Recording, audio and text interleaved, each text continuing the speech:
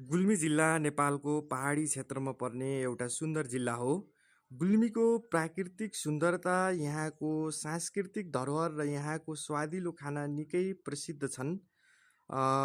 गुल्मी जिल्ला ऐतिहासिक दृष्टिले पनि निकै महत्त्वपूर्ण छ। गुल्मीको कृष्ण गण्डकी, काली गण्डकी नदीले पनि यो जिल्लाको सुन्दरता बढाउँछ र यहाँका लोककला, सङ्गीत र नृत्य पनि निकै लोकप्रिय छन्। साथै गुल्मीको जलवायु पनि सुन्दर र शान्तिपूर्ण छ। गुल्मी जिल्लालाई पूर्वमा स्याङ्जा र प्रवत जिल्ला, दक्षिणमा पाल्पा र अर्घाखाँची जिल्ला, उत्तरमा बागलुङ र पश्चिममा प्युठान जिल्लाले घेरेको छ। यो जिल्ला कफी खेतीको लागि प्रख्यात छ।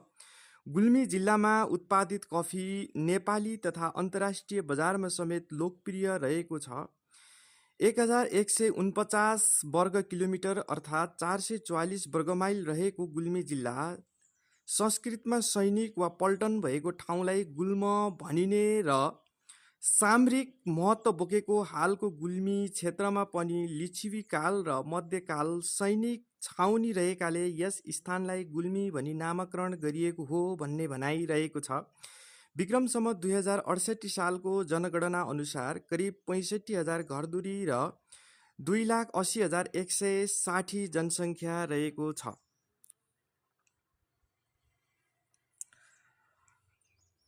जिल्लाको पूर्वबाट कालीगण्डकी नदी बहन्छ भने बडिगाड जिल्लाको बीच भएर बगेको छ। यसका साथै निस्ती, छल्दी, पनाह लगायतका खोलाहरू पनि रहेका छन्। गुल्मीको मुख्य पेसा कृषि रहेको छ र कृषि योग्य जमिनको उपलब्धता 68.57% रहेको छ भने सरकारी सेवामा पनि गुल्मीबाट उल्लेखनीय उपस्थित रहेको छ। आफ्नो जिल्लालाई माया गरौँ, गुल्मी हुनुमा गर्व गरौँ। सबैलाई यस गुल्मी जिल्लाबाट सम्पूर्ण गुल्मीवासीहरूमै मिठो सम्झना छ, नमस्कार छ। हाम्रो जिल्ला अत्यन्तै सुन्दर छ, रमणीय छ। आज म आफ्नै गृह जिल्ला गुल्मी जिल्लाबाट देखिने सुन्दर हिम श्रृङ्खलाहरू, पहाडहरू, कुहिरोले सजिएको, कुहिरोको घुम्टोमा सजिएका पहाडहरू र शिरमा सेतो हिम श्रृङ्खलाको टोपी लगाएका सुन्दर दृश्यावलोकनहरू यहाँहरूमा प्रस्तुत गर्न गइरहेको छु।